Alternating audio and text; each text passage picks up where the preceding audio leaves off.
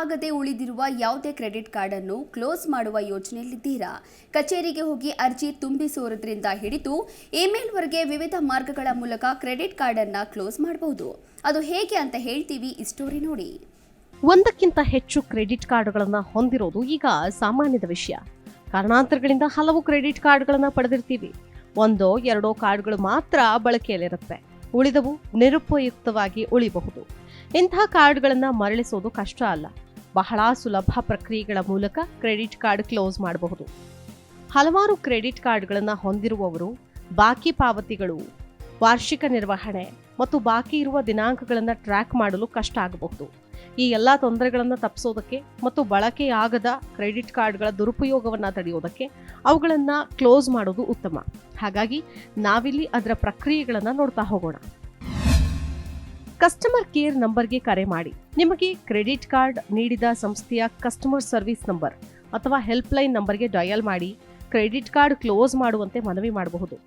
ಈ ನಂಬರ್ ನಿಮ್ಮಲ್ಲಿ ಇಲ್ಲದೆ ಇದ್ರೆ ಗೂಗಲ್ನಲ್ಲಿ ಸರ್ಚ್ ಮಾಡಿದ್ರೆ ಸಿಗಬಹುದು. ಹಾಗಾಗಿ ಇದೊಂದು ಸುಲಭದ ಮಾರ್ಗವಾಗಿದೆ. ಬ್ಯಾಂಕ್ಗೆ ಅರ್ಜಿ ಸಲ್ಲಿಸಿ. ಕ್ರೆಡಿಟ್ ಕಾರ್ಡ್ ಕಂಪನಿಯ ಕಚೇರಿಗೆ ನೇರವಾಗಿ ಭೇಟಿ ಕೊಟ್ಟು ಅಲ್ಲಿ ಅರ್ಜಿ ಸಲ್ಲಿಸಬಹುದು.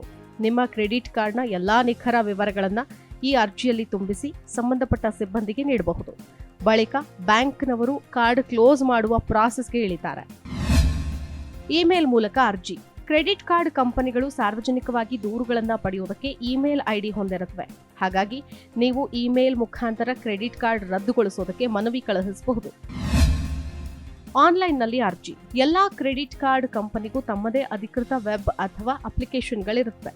ಹಾಗಾಗಿ ಅಲ್ಲಿ ನೀವು ನೀಡಿರುವ ಫಾರ್ಮ್ ಅನ್ನ ಭರ್ತಿ ಮಾಡಿ ಕಾರ್ಡ್ ಕ್ಲೋಸ್ ಮಾಡಲು ಮನವಿ ಮಾಡಬಹುದು. ನೀವು ಅರ್ಜಿ ಸಲ್ಲಿಸಿದ ಬಳಿಕ ಬ್ಯಾಂಕ್ನವರು ನಿಮ್ಮ ದೃಢೀಕರಣ ಪಡೆಯಲು ಕರೆ ಮಾಡಬಹುದು. ಹೀಗೆ ನೀವು ಬಳಸದೇ ಇರೋ ಕ್ರೆಡಿಟ್ ಕಾರ್ಡ್ಗಳನ್ನು ಸುಲಭವಾಗಿ ಕಡಿಮೆ ಸಮಯದಲ್ಲಿ ಕ್ಲೋಸ್ ಮಾಡಬಹುದು. Desk bureau, Zee Kannada news. ಪ್ರತಿಕ್ಷಣದ ಸುದ್ದಿಗಾಗಿ Zee Kannada news app download ಮಾಡಿ.